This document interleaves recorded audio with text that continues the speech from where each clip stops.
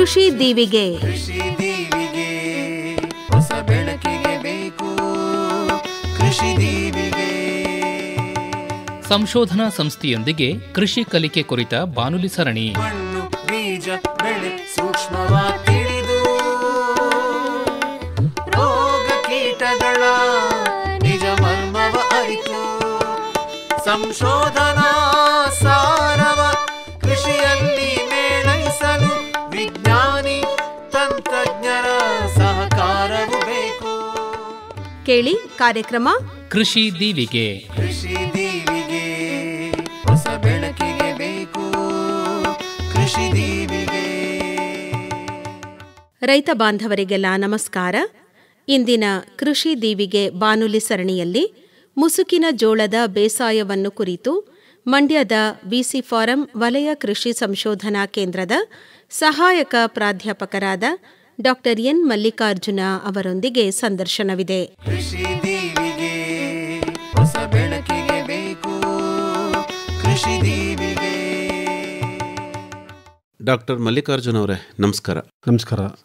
ತಾವು ಇವತ್ತಿನ ದಿವಸ ಮುಸುಕಿನ ಜೋಳದ ಬೇಸಾಯದ ಬಗ್ಗೆ ವಿವರವಾಗಿ ಮಾಹಿತಿಯನ್ನು ನೀಡಬೇಕು. ಜೊತೆಯಲ್ಲೇ ನವೆಂಬರ್ ತಿಂಗಳಲ್ಲಿ ನಡೆಯುವಂತಹ ವಿಸಿ ಫಾರಂ ಕೃಷಿ ಮೇಳಕ್ಕೆ ಸಂಬಂಧಪಟ್ಟಂತೆ ಮುಸುಕಿನ ಜೋಳ ಬೇಸಾಯ, ಬಿತ್ತನೆ, ತಳಿಗಳ ಪ್ರದರ್ಶನ, ಬೇಸಾಯ ತಾಂತ್ರಿಕತೆಗಳು, ಈ ಸಂಬಂಧ ಏನೆಲ್ಲ ಚಟುವಟಿಕೆಗಳು ವಲಯ ಕೃಷಿ ಸಂಶೋಧನಾ ಕೇಂದ್ರ ವಿಸಿ ಫಾರಮಲ್ಲಿ ನಡೀತವೆ, ಆ ವಿಚಾರದ ಬಗ್ಗೆನೂ ಕೂಡ ಮಾಹಿತಿಯನ್ನು ನೀಡಬೇಕು. ಪ್ರಿಯ ರೈತ ಬಂಧುವರೇ, ಸಾಮಾನ್ಯವಾಗಿ ನಾವು ನೋಡಿರ್ಬೋದು ಮುಸುಕಿನ ಜೋಳ ಈಗ ಅತಿ ಹೆಚ್ಚು ವಿಸ್ತೀರ್ಣ ಆಕ್ರಮಿಸ್ಕೊಳ್ತಾ ಇದೆ. ಹಿಂದಿನ ವರ್ಷಗಳಲ್ಲಿಗಿಂತ ಈಗ ಪದೇ ಪದೇ ಪ್ರತಿ ವರ್ಷವೂ ದಿನಕ್ಕೆ ಹೋದಂತೆ ಮುಸುಕಿನ ಜೋಳ ಹೆಚ್ಚಿನ ವಿಸ್ತೀರ್ಣ ಆಕ್ರಮಣ ಮಾಡ್ಕೊತಾ ಇದೆ. ಅದೇ ರೀತಿ ಹೊಸ ಹೊಸ ತಳಿಗಳು, ಈಗ 10 ವರ್ಷ ಹಿಂದೆ ನಾವು ನಿತ್ಯಶ್ರೀ ಹೇಮ ಅಂತ ಕೇಳ್ತಾ ಇದ್ವಿ. ಈಗ ಪ್ರಚಲಿತ ಇರತಕ್ಕಂಥ ತಳಿಗಳು MEH 14-5, MEH 14-138 ಅಂತ 2 ಸಂಕರಣ ತಳಿಗಳು ನಮ್ಮ ಕೃಷಿ ವಿಶ್ವವಿದ್ಯಾಲಯ ಬೆಂಗಳೂರಿಂದ ಬಿಡುಗಡೆ ಆಗಿದೆ. ಇವು ಸಂಕರಣ ತಳಿಗಳು. ಈಗ ಅದಕ್ಕಿಂತ ಮುಂಚೆ ನಾವು ಒಂದು ಪೀಠಿಕೆ ಹೇಳಬೇಕು ಅಂದರೆ ಮುಸುಕಿನ ಜೋಳ ನಮ್ಮ ಉತ್ಪಾದನೆಯಲ್ಲಿ ದೇಶದಲ್ಲೇ ಕರ್ನಾಟಕ ರಾಜ್ಯ ಪ್ರಥಮ ಸ್ಥಾನದಲ್ಲಿದೆ. ಇದರ ಉಪಯೋಗಗಳ ಬಗ್ಗೆ ತಾವು ಗೊತ್ತಿರಬೇಕು. ಈಗ ಇದರ ವಿಸ್ತೀರ್ಣ ನಿಮಗೆ ಸುಮಾರು 15 ಲಕ್ಷ ಹೆಕ್ಟೇರ್ ಕರ್ನಾಟಕ ರಾಜ್ಯದಲ್ಲಿ ವಿಸ್ತೀರ್ಣಗೊಂಡಿದೆ. ಅದೇ ರೀತಿ 47.4 ಲಕ್ಷ ಟನ್ಗಳಷ್ಟು ಉತ್ಪಾದನೆಯಾಗಿದೆ. ಉತ್ಪಾದಕತೆಗೆ ಬಂದಾಗ 37.1 ಅಂದರೆ 3.7 ಟನ್ ಪರ್ ಹೆಕ್ಟೇರ್ ಅಷ್ಟು ಉತ್ಪಾದಕತೆ ಇದೆ. ಸೊ ಇದರಿಂದ ನಮ್ಮ ಕರ್ನಾಟಕದಲ್ಲಿ ಬಹಳ ಉತ್ತಮ ಪ್ರಸಿದ್ಧಿಯಾಗಿದೆ ಮುಸುಕಿನ ಜೋಳ ಬೆಳೆ ಅನ್ನೋದು. ಈಗ ನಮ್ಮ ಮಂಡ್ಯ ಜಿಲ್ಲೆಯಲ್ಲಿ ಇತ್ತೀಚೆಗೆ ಮುಸುಕಿನ ಜೋಳದ ಬೆಳೆ ಈಗ ಪರಿಚಯ ಆಗ್ತಾ ಇದೆ. ಮುಸುಕಿನ ಜೋಳ ಕೆಲವೊಂದು ಭಾಗಗಳಾದ ಮಳವಳ್ಳಿ, ತದನಂತರ ಮೈಸೂರು ವಿಭಾಗದಲ್ಲಿ ಹುಣಸೂರು, ಪಿರಿಯಾಪಟ್ಟಣ, ಅದೇ ರೀತಿ ಕೊಳ್ಳೇಗಾಲ, ಚಾಮರಾಜನಗರ ಜಿಲ್ಲೆಗಳಲ್ಲೂ ಸಹಿತ ಮುಸುಕಿನ ಜೋಳ ಬೆಳೆ ಬೆಳೀತಾ ಇದ್ದಾರೆ. ಇತ್ತೀಚಿನ ದಿನಗಳಲ್ಲಿ ಮಂಡ್ಯ ಜಿಲ್ಲೆಯಲ್ಲೂ ಸಹಿತ ಈಗ ತಾವು ನೋಡಿರ್ಬೋದು, ಹಿಂದಿನ ವರ್ಷ ಎಷ್ಟು ಮಳೆಯ ಅಭಾವ ಆಯಿತು. ಅದೇ ರೀತಿ ಆಗ ಕೆರೆಯಿಂದ ನೀರು ಬಿಡೋದು, ಅಣೆಕಟ್ಟೆಯಿಂದ ನೀರು ಬಿಡೋದು ನಿಂತೋಯ್ತು. ಆಗ ರೈತರು ಪರದಾಡಬೇಕಂತ ಪರಿಸ್ಥಿತಿ ಬಂತು. ಆಗ ನಮ್ಮಲ್ಲಿ ಕೆಲವೊಂದು ರೈತರುಗಳು ನಮ್ಮ ವಿಭಾಗಕ್ಕೆ ಬಂದು ಮುಸುಕಿನ ಜೋಳ ಬೆಳಿಬೇಕು ಸರ್, ಯಾವ ರೀತಿ ಬೆಳಿಬೇಕು, ಅದರ ಯಾವ ರೀತಿ ಸೂಕ್ತವಾದ ಕಾಲ ಏನು, ಈ ರೀತಿಯ ಒಂದು ಮಾಹಿತಿಯನ್ನು ಪಡೆದರು. ಕೆಲವೊಂದು ರೈತರು ಮುಸುಕಿನ ಜೋಳನ ಬೆಳೆದರು. ಸೊ ಆಗ ಈ ಒಂದು ಭಾಗಗಳಲ್ಲಿ ನಾವು ಮುಸುಕಿನ ಜೋಳನ ಯಾವ ರೀತಿ ಬೆಳಿಬೇಕು. ಇನ್ನೊಂದು ಏನಂದರೆ ಮುಸುಕಿನ ಜೋಳ ವರ್ಷದ ಎಲ್ಲ ಕಾಲದಲ್ಲೂ ಬೆಳಿಬೋದು. ಕಾಲ ಒಂದು ನೋಡಿದಾಗ ಇಂಥ ಕಾಲ, ಈಗ ಬೇಸಿಗೆ ಕಾಲ ಬೆಳಿಬೇಕಾ, ಮಳೆಗಾಲದಲ್ಲಿ ಬೆಳೆಯೋದಾ, ಅಥವಾ ಹಿಂಗಾರ ಮುಂಗಾರ ಅಂತ ಏನಿಲ್ಲ, ವರ್ಷದ ಎಲ್ಲ ಕಾಲದಲ್ಲೂ ಬೆಳೆಯಬೋದು. ವಾತಾವರಣಕ್ಕೆ ಎಲ್ಲ ವಾತಾವರಣಕ್ಕೂ ಹೊಂದ್ಕೊಳ್ಳೋಂಥ ಬೆಳೆ ಅಂದರೆ ಮುಸುಕಿನ ಜೋಳ. ಇದು ಏನಂದರೆ ಮುಸುಕಿನ ಜೋಳ ಸೂಕ್ತವಾದ ಕಾಲ ಅಂತಂದರೆ ಮೇ, ಜೂನ್, ಜುಲೈ, ಮುಂಗಾರಲ್ಲಿ ಮೇ, ಜೂನ್, ಜುಲೈ ತಿಂಗಳೊಳಗಡೆ ಬಿತ್ತನೆ ಮಾಡಬೇಕು. ಅದೇ ರೀತಿ ಹಿಂಗಾರಿಗೆ ಬಂದಾಗ ಸೆಪ್ಟೆಂಬರ್, ಅಕ್ಟೋಬರು, ಬೇಸಿಗೆ ಕಾಲಕ್ಕೆ ಬಂದಾಗ ನೀವು ಜನವರಿ, ಫೆಬ್ರವರಿ, ಈ ರೀತಿ ಒಂದು ಸೂಕ್ತವಾದ ಕಾಲಗಳು. ಏನಾಗುತ್ತೆ, ತಡವಾಗಿ ಬಿತ್ತನೆ ಮಾಡುವಂಥ ಪರಿಸ್ಥಿತಿ ಬಂದಾಗ, ನೀರು ಲೇಟ್ ಆಯಿತು, ನಾವು ನೀರಾವರಿ ಸೌಲಭ್ಯ ಇಲ್ಲ ಅಂದಾಗ, ಕಟ್ಟೆಯಿಂದ ನೀರು ಬರೋದು ತುಂಬ ಲೇಟಾದಾಗ ಮುಸುಕಿನ ಜೋಳ ಬೆಳಿತೀವಿ ಅಂದಾಗ ಆಗಸ್ಟ್ ತಿಂಗಳಿಗೆ ಮುಂದಕ್ಕೆ ಹೋಗುತ್ತೆ. ಆಗಸ್ಟ್ ತಿಂಗಳಲ್ಲಿ ಬಿತ್ತನೆ ಮಾಡತಕ್ಕಂಥ, ಈಗ ಆಗಸ್ಟ್ ತಿಂಗಳು ಇನ್ನೇನು ಶುರುವಾಯಿತು, ಈಗ ಬಿತ್ತನೆ ಮಾಡಬೇಕು. ಬಿತ್ತನೆ ಮಾಡಬೇಕಂದ್ರೆ ಬಿತ್ತನೆಗೆ ಈಗ ತಡವಾಗಿ ಬಿತ್ತನೆ ಮಾಡಿದ್ರೆ ವಾತಾವರಣದಲ್ಲಿ ವ್ಯತ್ಯಾಸ ಆಗುತ್ತೆ, ರೋಗ ಕೀಟಗಳ ಬಾಧೆ ಜಾಸ್ತಿ ಆಗುತ್ತೆ. ಇಂಥ ಸಂದಿಗ್ಧ ಪರಿಸ್ಥಿತಿಗಳಲ್ಲಿ ಏನು ಮಾಡಬೇಕು ಅನ್ನೋದನ್ನು ಬಹಳ ಮುಖ್ಯ. ಹಾಗಾಗಿ ಮುಸುಕಿನ ಜೋಳ ಇದರಲ್ಲಿ ಬೀಜೋಪಚಾರ ಅನ್ನೋದೊಂದು ಬಹಳ ಮಹತ್ವ ಪಡೆದಿದೆ. ಯಾಕೆ ಅಂದರೆ ಮುಸುಕಿನ ಜೋಳದಿಂದ ಬರ್ತಕ್ಕಂಥ ಒಂದು ಬೂಜು ರೋಗ ಅಥವಾ ಕೇದಿಗೆ ರೋಗ ಅಂತ ಒಂದು ಬರುತ್ತೆ. ಆ ರೋಗ ತಡೆಯೋದಕ್ಕೆ ಬೀಜೋಪಚಾರ ಮಾಡಿದ್ದೇ ಆದಲ್ಲಿ ಸುಮಾರು ಬೂಜು ರೋಗದಿಂದ ಬರ್ತಕ್ಕಂಥ ಇಳುವರಿ ನಷ್ಟ, ನೀವು ಈ ಬೂಜು ರೋಗ ಬಂತು ಅಂತಂದರೆ ಸುಮಾರು 70-80% ಇಳುವರಿ ನಷ್ಟ ಆಗುತ್ತೆ. ಅದನ್ನು ತಡೆಯೋದಕ್ಕೆ ನಾವು ಬೀಜೋಪಚಾರ ಭಾಳ ಸಿಂಪಲ್, ವೆರಿ, ಈಗ ಏನಂದರೆ ಕಾಸ್ಟ್ ಎಫೆಕ್ಟಿವ್ ಅಂತೀವಿ, ಕಡಿಮೆ ಖರ್ಚಲ್ಲಿ ನಿಮಗೆ ಬೀಜೋಪಚಾರ ಮಾಡಿದ್ದೆ ಅದರಲ್ಲಿ ನೀವು ಮುಸ್ಕಿನ ಜೋಳನ ನೀವು ಈ ಬೀಜೋಪಚಾರದಲ್ಲಿ ರೋಗಗಳನ್ನು ಹತೋಟಿ ಮಾಡ್ಬೋದು. ಡಾಕ್ಟರ್ ಮಲ್ಲಿಕಾರ್ಜುನ್ ಅವರೇ, ಮೊದಲಿಗೆ ತಳಿಗಳು ಮತ್ತು ತಳಿಗಳ ವಿಶೇಷತೆಗಳ ಬಗ್ಗೆ ಹೇಳಿ. ಯಾವ್ಯಾವ ತಳಿಗಳಿದ್ದಾವೆ, ಓಕೆ, ಸರ್ಕಾರಿ ತಳಿಗಳು ಯಾವುದು, ಮತ್ತು ಖಾಸಗಿ ಸಂಸ್ಥೆಗಳು ಕೂಡ ಇವತ್ತು ಬಹಳ ಹೈಬ್ರಿಡ್ ಮುಸ್ಕಿನ ಜೋಳದ ತಳಿಗಳನ್ನು ಹೊರಗಡೆ ಬಿಡ್ತಾ ಇದ್ದಾವೆ. ಮೊದಲಿಗೆ ತಳಿ ಮತ್ತು ತಳಿ ಲಕ್ಷಣಗಳ ಬಗ್ಗೆ ಹೇಳ್ತಾ ಹೋಗಿ. ಓಕೆ, ಈಗ ತಳಿಗಳ ಬಗ್ಗೆ ಮಾಹಿತಿ ಹೇಳೋದಾದರೆ, ನೀವು ಹೇಳ್ದಂಗೆ ಖಾಸಗಿ ತಳಿಗಳು ಇದೆ, ಸರ್ಕಾರಿ ತಳಿಗಳು ಇದ್ದಾವೆ. ಸರ್ಕಾರಿ ತಳಿಗಳಲ್ಲಿ ನಮ್ಮ ಕೃಷಿ ವಿಶ್ವವಿದ್ಯಾಲಯದಿಂದ MAH 14-5 2 ವರ್ಷ ಹಿಂದೆ ಬಿಡುಗಡೆ ಆಯಿತು. ಈಗ MAH 14-138 ಅಂತ ಈಗ 1 ವರ್ಷ ಹಿಂದೆ ಬಿಡುಗಡೆ ಆಯಿತು. ಎರಡೂ ಸಂಕರಣ ತಳಿಗಳು. ಈ ಸಂಕರಣ ತಳಿಗಳ ವಿಶೇಷತೆ ಏನಂದರೆ, ಇವು ಮುಖ್ಯವಾಗಿ ಬರ್ತಕ್ಕಂಥ ರೋಗಗಳು 3 ರೋಗಗಳಿದ್ದಾವೆ. ಎಲೆ ಅಂಗಮಾರಿ ರೋಗ, ಬೂಜು ರೋಗ ಮತ್ತು ಕಾಂಡಕೊಳೆ ರೋಗ. ಈ 3 ರೋಗಗಳಿಗೆ ತಡೆಯುವಂಥ ಶಕ್ತಿ ಇದೆ, ನಿರೋಧಕ ಶಕ್ತಿ ಇದೆ. ಈಗ ಅದೇ ರೀತಿ ಖಾಸಗಿ ತಳಿಗಳು ಇದ್ದಾವೆ. ನೀವು ಗಂಗಾ ಕಾವೇರಿ ಇರ್ಬೋದು, CP ಸೀಡ್ಸ್ ಇರ್ಬೋದು, ಸಿಂಜೆಂಟಾ ಇರ್ಬೋದು, ಮಾನ್ಸ್ಯಾಂಟೋ ಇರ್ಬೋದು, ಸುಮಾರು ಕಂಪ್ನಿಗಳು, ಸಾವಿರಾರು ಕಂಪ್ನಿಗಳಿದ್ದಾವೆ. ಅವರದ್ದು ಬೀಜಗಳು ಈಗ ಪ್ರಸಿದ್ಧಿಯಲ್ಲಿದ್ದಾವೆ. ನಮ್ಮ ಬೀಜಕ್ಕೂ ಅವರ ಬೀಜದಲ್ಲಿ ವ್ಯತ್ಯಾಸ ಏನಂದರೆ, ಅವರದರಲ್ಲಿ 2 ವರ್ಷಕ್ಕೊಮ್ಮೆ ಬಿಡುಗಡೆ ಮಾಡ್ತಾರೆ. ನಮ್ಮಲ್ಲಿ ಸತತ 8 ವರ್ಷಗಳ ಪರಿಶ್ರಮದಿಂದ ಸಂಶೋಧನೆ ಮಾಡಿ ಬಿಡುಗಡೆ ಮಾಡ್ತಕ್ಕಂಥ ತಳಿ. ನಾವು ಆ ಬಿಡುಗಡೆಯಲ್ಲಿ ರೋಗ ನಿರೋಧಕ ಶಕ್ತಿ ಇರುತ್ತೆ. ನಾವು ಅದಕ್ಕೆ ಎಲೆ ಅಂಗಮಾರಿ ರೋಗ, ಕಾಂಡಕೊಳೆ ರೋಗ, ಬೂಜು ರೋಗ, ಈ 3 ರೋಗಗಳಿಗೂ ನಿರೋಧಕ ಶಕ್ತಿ ಇರ್ತದೆ. ಈ ತಳಿ ವಿಶೇಷತೆ ಏನು, ಎಷ್ಟು ಅವಧಿನಲ್ಲಿ? ಹೌದು, ಇದು ಬಂದು 110 ರಿಂದ 120 ದಿನಗಳ ಅವಧಿ. ಅದೇ ರೀತಿ ಇದನ್ನು ನೀವು ಇಳುವರಿಗೆ ಬಂದೆ ಕಟಾವು ಮಾಡಿದಾಗ ಇಳುವರಿ 30 ರಿಂದ 35 ಕ್ವಿಂಟಾಲ್ ಪ್ರತಿ ಎಕರೆಗೆ ನೀವು ಇಳುವರಿನೇ ಪಡಿಬೋದು. ಅದೇ ರೀತಿ 10 ರಿಂದ 12 ಟನ್ ಮೇವು ಸಹಿತ ಪಡಿಬೋದು. ಇದರ ವಿಶೇಷತೆ ಏನಂದರೆ, ಕಟಾವು ಸಮಯದಲ್ಲಿ ತೆನೆಗಳು ಒಣಗಿದ್ರೂ ಸಹಿತ ಎಲೆಗಳು ಹಸಿರಾಗಿರುತ್ತೆ, ಅಂದರೆ ಹಸಿರು ಮೇವಾಗಿ ಉಪಯೋಗಿಸ್ಕೋಬೋದು. ಸ್ಟೇಗ್ರೀನ್ ಅಂತೀವಿ. ಈ ಸ್ಟೇಗ್ರೀನ್ ಇದ್ದರೆ ನಿಮಗೆ ರೋಗ ತಡೆಯುವಂಥ ಶಕ್ತಿಯೂ ಇರುತ್ತದೆ. ಇದು ಒಂದು ವಿಶೇಷ ಗುಣತೆ. ಕಾಳಿನ ಗುಣಮಟ್ಟನೂ ಚೆನ್ನಾಗಿ, ಕಾಳಿನ ಗುಣಮಟ್ಟ, ಕಾಳು ಕಟ್ಟೋದಾಗಲಿ, ಕಾಳಿನ ಬಣ್ಣ ಆಗ್ಬೋದು, ಮಾರುಕಟ್ಟೆಯಲ್ಲಿ ಒಳ್ಳೆ ರೇಟ್ ಸಿಗುತ್ತೆ, ಪ್ರೈಸ್ ಸಿಗುತ್ತೆ. ಸೊ ಹಾಗಾಗಿ ಇದೊಂದು ನಿಮಗೆ ವಿಶೇಷತೆ ಇದೆ. ನಾವು ಕೃಷಿ ಮೇಳದಲ್ಲೂ ಸಹಿತ ಹಿಂದಿನ ವರ್ಷವೂ ನಾವು ಪ್ರದರ್ಶನಕ್ಕೆ ಇಟ್ಟಿದ್ವಿ. ನೀವು ಈ ವರ್ಷದ ಕೃಷಿ ಮೇಳಲ್ಲಿ ನವೆಂಬರ್ ತಿಂಗಳಲ್ಲಿ ನಡಿಬೋದು. ತಾವು ಬಂದು ನೀವು ಅದು ಒಂದು ಬೆಳೆನೂ ಇರುತ್ತೆ, ಪ್ರತ್ಯಕ್ಷಕ್ಕೆ ಇರುತ್ತೆ, ನೀವು ಕಾಳು ಎಲ್ಲ ಎಲ್ಲದೂ ಸಹಿತ ತಾವು ಗಮನಿಸ್ಬೋದು ರೈತರು. ಕಾಂಪೋಸಿಟ್ ತಳಿ ಅಂತಿದ್ವಲ್ಲ, ಅವಿಲ್ವಾ ಈಗ? ಈ ಕಾಂಪೋಸಿಟ್ ತಳಿಗಳು ಈಗ NAC 6002, NAC 604 ಅಂತ 2 ಸಂಯುಕ್ತ ತಳಿಗಳಿತ್ತು. ಈಗ ಸಣ್ಣ ಪ್ರಮಾಣದಲ್ಲಿ ಈಗ ಯಾರು ರೈತರು ಕಾಂಪೋಸಿಟ್ ತಳಿ ಬೆಳೀತಾ ಇಲ್ಲ, ಎಲ್ಲರೂ ಸಂಕರಣ ತಳಿಗಳು. ಯಾಕಂದರೆ production easy, cost of production easy, ಭಾಳ ಮುಖ್ಯ. ಯಾಕಂದರೆ ನಿಮಗೆ ಸೀಡ್ ಪ್ರೊಡಕ್ಷನ್ನು ಬಹಳ ಈಸಿ ಆಗಿರೋದ್ರಿಂದ ರೈತರು ಸಹಿತ ಸಂಕರಣ ತಳಿ ಇಳುವರಿ ಜಾಸ್ತಿ, ಕಾಂಪೋಸಿಟ್ ತಳಿಗಳಿಗಿಂತ ಇಳುವರಿ ಜಾಸ್ತಿ ಇರೋದ್ರಿಂದ ಎಲ್ಲರೂ ಸಂಕರಣ ತಳಿಗೆ ಹೋಗ್ತಾ ಇದ್ದಾರೆ. ಹೊಸ ತಳಿಗಳ ಪ್ರಯೋಗ ಏನಾದ್ರು ನಡೀತಾ ಇದೆಯಾ? ಈಗ ಮತ್ತೆ ಒಂದು ಹೊಸ ತಳಿ MAH 15-84 ಅಂತ. ಇದರ ವಿಶೇಷತೆ ಏನಂದರೆ, ಇಳುವರಿಯಲ್ಲಿ ಈಗ ಏನಿದೆ ಚಾಲ್ತಿಲಿದೆ ಅದಕ್ಕಿಂತ ಒಂದು 10% ಸುಪೀರಿಯರ್ ಇದೆ. ಅದೇ ರೀತಿ ಇನ್ನೊಂದು ಕಾಂಡಕೊಳೆ ರೋಗ ಅಂತ ಇತ್ತೀಚಿನ ದಿನಗಳಲ್ಲಿ ತುಂಬ ಜಾಸ್ತಿ ಆಗ್ತಾಯಿದೆ. ಕಾಂಡಕೊಳೆ ರೋಗಗೆ ನಿರೋಧಕತೆ ಹೊಂದಿದೆ. ಅದೇ ಹಿಂದಿನ ತಳಿಗಳು ಏನಿದೆ, ಕಾಂಡಕೊಳೆ ರೋಗ ಮಧ್ಯಮ ನಿರೋಧಕತೆ, ಈ ತಳಿ ನಿರೋಧಕತೆಯನ್ನು ನಿಮಗೆ ಒಳ್ಳೆ ಇಳುವರಿ ಬರ್ತಕ್ಕಂಥ ಸಾಮರ್ಥ್ಯ ಇದೆ. ಮುಂದಿನ ದಿನದಲ್ಲಿ ಬಿಡುಗಡೆ ಆಗುತ್ತಾ? ಹೌದು, ಈಗ ಒಂದು ವರ್ಷ ಅಥವಾ 2 ವರ್ಷದಲ್ಲಿ ನಿಮಗೆ ಬಿಡುಗಡೆ ಆಗುತ್ತೆ. ಓಕೆ, ಈಗ ಮೇವಿಗಾಗಿ ಅಭಿವೃದ್ಧಿಪಡಿಸಿರುವಂತಹ ಮುಸ್ಕಿನ ಜೋಳದ ತಳಿಗಳು? ಮೇವಿಗಾಗಿ ಅಂದರೆ ಇದೇ ತಳಿಗಳೇನೆ, ಸ್ಟೇಗ್ರೀನ್ ಇದೆ. ಸೊ ಈಗ MAH 14-5 ತಳಿ ನಾವು ಅಭಿವೃದ್ಧಿಪಡಿಸಿ ಒಂದು ಕಂಪನಿಗೆ ಔಟ್ಸೋರ್ಸ್ ಮಾಡಿದ್ದೀವಿ, ಅಂದರೆ ಡೆಲ್ಟಾ ಅಗ್ರಿ ಜೆನೆಟಿಕ್ಸ್ ಅಂತ. ಅವರು ಅದರ ಒಂದು ಮೂಲತಃ ತಳಿಗಳನ್ನು ತೆಗೆದುಕೊಂಡು ಅವರು ಪ್ರೊಡಕ್ಷನ್ ಮಾಡಿ ಅದು ಮಾರ್ಕೆಟಿಗೆ ಬಿಟ್ಟಿದ್ದಾರೆ. ಹಿಂದಿನ ವರ್ಷ ಕರ್ನಾಟಕ ರಾಜ್ಯದಲ್ಲಿ ಬಹಳ ಪ್ರಚಲಿತಗೊಂಡು ತುಂಬ ವಿಸ್ತೀರ್ಣ ಆಗಿದೆ ಇದು. ಹಂಗಾಗಿ ಇದರದ ಒಂದು ಮಾರುಕಟ್ಟೆ ತುಂಬ ಚೆನ್ನಾಗಿದೆ. ಇದನ್ನು ಎಲ್ಲರೂ ಅಪ್ರಿಷಿಯೇಟ್ ಮಾಡಿ ಈ ತಳಿಯನ್ನು ಎಲ್ಲ ನಮ್ಮ ಕರ್ನಾಟಕದ ಮೂಲೆಯಿಂದ ನಮಗೆ ಕಾಲ್ಸ್ ಬರ್ತಾ ಇರ್ತವೆ ಈ ತಳಿ ಬಗ್ಗೆ. ಓಕೆ, ಬೀಜೋಪಚಾರದ ಬಗ್ಗೆ ಹೇಳಿ ಸರ್. ಈಗ ಬೀಜೋಪಚಾರ ಬಂದಾಗ ಬೀಜೋಪಚಾರ ಬಹಳ ಮುಖ್ಯ. ಯಾಕಂದರೆ ನೀವು ಏನೇ ಬೆಳೆ ಚೆನ್ನಾಗಿ ಬರಬೇಕಂದ್ರೆ ಬೀಜ ಮುಖ್ಯ. ಮೂಲತಃ ಬೀಜ ನೀವು ಬೀಜ ಸೆಲೆಕ್ಷನ್ ಮಾಡ್ತೀರಾ, ಸೆಲೆಕ್ಷನ್ ಆಫ್ ದ ಸೀಡ್, ಬೀಜ ಆಯ್ಕೆ ಭಾಳ ಮುಖ್ಯ. ಔಷಧಿ ಅಂಗಡಿ, ಗೊಬ್ಬರದ ಅಂಗಡಿಗೆ ಹೋದಾಗ ಬೀಜನ ನೀವು ಆಯ್ಕೆ ಮಾಡೋದರಲ್ಲಿ ಭಾಳ ಮುತುವರ್ಜಿ ವಹಿಸಬೇಕು. ಯಾಕೆಂದರೆ ಈಗ ನೀವು ಸರ್ಕಾರಿ ತಳಿ ಆಗಲಿ ಖಾಸಗಿ ತಳಿ ಆಗಲಿ ಬೀಜ ಸೆಲೆಕ್ಷನ್ ಮಾಡಬೇಕಾದ್ರೆ ಇದರದ ಒಂದು ಕ್ಯಾರೆಕ್ಟರಿಸ್ಟಿಕ್ಸ್, ತಾವು ಹೇಳ್ದಂಗೆ ಇದರದ ಏನೇನಿದೆ, ಇದರ ಮೂಲತಃ ಗುಣಧರ್ಮಗಳೇನು, ಇದರ ಇಳುವರಿ ಎಷ್ಟು, ಇದರ ಬಗ್ಗೆ ಮಾಹಿತಿ ತಿಳ್ಕೊಂಡು ನೀವು ಅದರ ಒಂದು ಬೀಜದ ಆಯ್ಕೆ ಮಾಡಬೇಕು. ಈಗ ಸರ್ಕಾರಿ ತಳಿಗಳಿರ್ಬೋದು, ಖಾಸಗಿ ತಳಿಗಿರ್ಬೋದು. ಸರ್ಕಾರಿ ತಳಿಗಳು ನಮ್ಮಲ್ಲಿ ಬಂದಾಗ ನಾವು ಬೀಜೋಪಚಾರ ಮಾಡ್ತೀವಿ. ಬೀಜೋಪಚಾರ ಯಾಕೆ ಅಂತ ಮಾಡ್ತೀವಿ ಅಂದರೆ, ಬೀಜದಿಂದ ಹರಡ್ತಕ್ಕಂಥ ರೋಗಗಳು ಕೆಲವಿದ್ದಾವೆ. ಆ ರೋಗಗಳು ಮತ್ತು ಕೀಟಗಳನ್ನು ನಿರೋಧಕತೆಯನ್ನು ತಡೆಯಲು ಈ ಬೀಜೋಪಚಾರ ಮಾಡ್ತೀವಿ. ಯಾವ ರೀತಿ ಮಾಡ್ತೀವಿ? ನಾವು ಬೀಜೋಪಚಾರನ ಯಾವುದರಲ್ಲಿ ಮಾಡ್ತೀವಿ ಅನ್ನೋದಕ್ಕೆ ಬೀಜೋಪಚಾರನ 2 ಥರ ವಿಧಾನದಲ್ಲಿ ಮಾಡಬೇಕಾಗುತ್ತೆ. ಅಂದರೆ ಒಂದು ಜೈವಿಕ ಗೊಬ್ಬರಗಳ ಜೊತೆ ಬೀಜೋಪಚಾರ ಮಾಡ್ತೀವಿ, ಇನ್ನೊಂದು ಔಷಧಿ ಶಿಲೀಂಧ್ರನಾಶಕದಿಂದ ಬೀಜೋಪಚಾರ ಮಾಡ್ತೀವಿ. ಜೈವಿಕ ಗೊಬ್ಬರಗಳ ಜೊತೆ ಯಾಕೆ ಬೀಜೋಪಚಾರ ಮಾಡ್ತೀವಿ ಅಂದರೆ, ಜೈವಿಕ ಗೊಬ್ಬರಗಳು ಲೈಕ್ ಅಜೋಸ್ಪೋರಿಲ್ಲಮ್ ಅಂತಿರುತ್ತೆ, ರಂಜಕ ಕರಗಿಸುವ ಗೊಬ್ಬರ ಇರ್ತದೆ. ಅವುಗಳನ್ನು ನೀವು ಬೀಜೋಪಚಾರ ಮಾಡಿದ ಆಗದಲ್ಲಿ ನೀವು ಮುಂದೆ ನೀವು ಸಾರಜನಕ ಪ್ರಮಾಣವನ್ನು ಕಡಿಮೆ ಮಾಡ್ಕೋಬೋದು. ಮತ್ತು ಜೈವಿಕ ಜೀವಾಣುಗಳನ್ನು ಕೆಲವೊಂದು ವೃದ್ಧಿಯಾಗಿ ಅವು ಬೇರೆ ಒಂದು ಗಿಡ ಒಂದು ಸದೃಢತೆಗೆ ಅವು ಸಹಕಾರಿಯಾಗುತ್ತೆ, ನಿರೋಧಕ ಶಕ್ತಿಗೆ ತುಂಬುವಲ್ಲಿ ಸಹಕಾರಿಯಾಗುತ್ತೆ. ಈ ಬೀಜೋಪಚಾರವನ್ನು ಶಿಲೀಂಧ್ರನಾಶಕದಿಂದ ಸ್ವತಃ ಮಾಡಿಬೋದು. ಒಂದೇನೆಂದರೆ, ಬೀಜೋಪಚಾರ ಮಾಡುವಾಗ ನೀವು 1% ಬೆಲ್ಲದ ದ್ರಾವಣದೊಂದಿಗೆ ಮಿಶ್ರಣ ಮಾಡಿ ಬೀಜವನ್ನು 1 ಎಕರೆಗೆ 6ರಿಂದ 8 kg ಬೇಕಾಗುತ್ತೆ ಬೀಜ. ಇದನ್ನು ಮಿಶ್ರಣ ಮಾಡಿ ನೆರಳಲ್ಲಿ ಒಣಗಿಸಿ ಈ ಜೈವಿಕ ಜೀವಾಣು 200 ಗ್ರಾಮನ್ನು 1 ಎಕರೆಗೆ ನೀವು ಸಮಾನಾಂತರವಾಗಿ ಹರಡಿ 2ರಿಂದ 6 ಗಂಟೆಗಳ ಕಾಲ ನೆರಳಲ್ಲಿ ಒಣಗಿಸಿ ಆದಲ್ಲಿ ಅದು ಬೀಜೋಪಚಾರ ಆಗುತ್ತೆ. ತದನಂತರ ಇನ್ನೊಂದು ಬೀಜೋಪಚಾರ ಅಂತ ಹೇಳಿದ್ನಲ್ಲ, ಶಿಲೀಂಧ್ರನಾಶಕ ಅಂತ, ಅದು ಭಾಳ ಮುಖ್ಯ. ನಿಮ್ಗೆ ಹೇಳ್ತಾ ಇದ್ದೀನಿ, ಅದು ಒಂದು ಕೇದಿಗೆ ರೋಗ ಅಥವಾ ಬೂಜು ರೋಗ ತಡೆಯೋ ಶಕ್ತಿ ಇದೆ ಅಂತ ಹೇಳಿದ್ನಲ್ಲ, ಅಲ್ಲಿ ನೀವು ಬೀಜೋಪಚಾರಕ್ಕೆ ಮೆಟಲಾಕ್ಸಿಲ್ ಪ್ಲಸ್ ಮ್ಯಾಂಕೋಸೆಬ್ ಅಂತ ಔಷಧಿ ಇದೆ.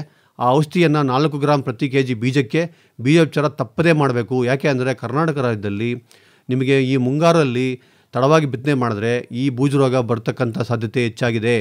ಈ ರೋಗ ಬಂದೇ ಆದರೆ 1 ಗಿಡ ಇರೋದು 100 ಗಿಡ ಆಗುತ್ತೆ, 100 ಗಿಡ ಇರೋದು 1000 ಗಿಡಕ್ಕೆ ರೋಗ ಹರಡುತ್ತೆ. ಇದು ಗಾಳಿಯಿಂದ ಹರಡಿ 70% ಇಳುವರಿ ಕುಂಠಿತ ಆಗಿದೆ. ಕೆಲವೊಂದು ಭಾಗಗಳಲ್ಲಿ ನಾವು ಕಂಡಿದ್ದೀವಿ. ಯಾಕಂದರೆ ಬೀಜೋಪಚಾರ ಈಗ ರೈತರು ಏನು ಮಾಡ್ತಾರೆ, ಈ ಅಂಗಡಿಗಳಲ್ಲಿ ತರ್ತಾರೆ, ಬೀಜೋಪಚಾರ ಮಾಡಿರೋದು ಇಲ್ವೋ ಖಾತ್ರಿ ಪಡಿಸ್ಕೊಳ್ಳಲ್ಲ, ಬೀಜ ಬಿತ್ತನೆ ಮಾಡಿಬಿಡ್ತಾರೆ. ಬಿತ್ತನೆ ಆದಮೇಲೆ ಈ ರೋಗ ಕಾಣಿಸ್ಕೊಂಡಾಗ ನಮಗೆ ಒಂದು ಮಾಹಿತಿ ಕೊಡ್ತಾರೆ. ಆಗ ನೋಡಿದ್ರೆ ಅದು ತೀವ್ರ ಪ್ರಸಾರ ಆಗಿರುತ್ತೆ, ಆಗ ಕಂಟ್ರೋಲ್ ಮಾಡೋಕ್ಕಾಗಲ್ಲ. ನೀವು ಬೀಜೋಪಚಾರ ಮಾಡಿದ್ದೆ ಅದರಲ್ಲಿ 100ಕ್ಕೆ 100 ಭಾಗ ಕಂಟ್ರೋಲ್ ಸಿಗುತ್ತೆ, ತಡೆಗಟ್ಬೋದು. ಬೀಜೋಪಚಾರ ಒಂದು ಬಹಳ ಸುಲಭ. ಏನು, 4 ಗ್ರಾಮ್ ಪ್ರತಿ kg ಬೀಜಕ್ಕೆ 6ರಿಂದ 8 kg 1 ಎಕರೆಗೆ ನಿಮಗೆ 25 ಗ್ರಾಮ್ ಪೌಡರ್ ಬೇಕಾಗುತ್ತೆ. 250 ಗ್ರಾಮ್ ಪಾಕೆಟ್ ಸಿಗುತ್ತೆ ಮೆಟಲಾಕ್ಸಿಲ್ ಪ್ಲಸ್ ಮ್ಯಾಂಕೋಸೆಬ್ ಅಂತ, ಕೇವಲ 600 ರೂಪಾಯಿ.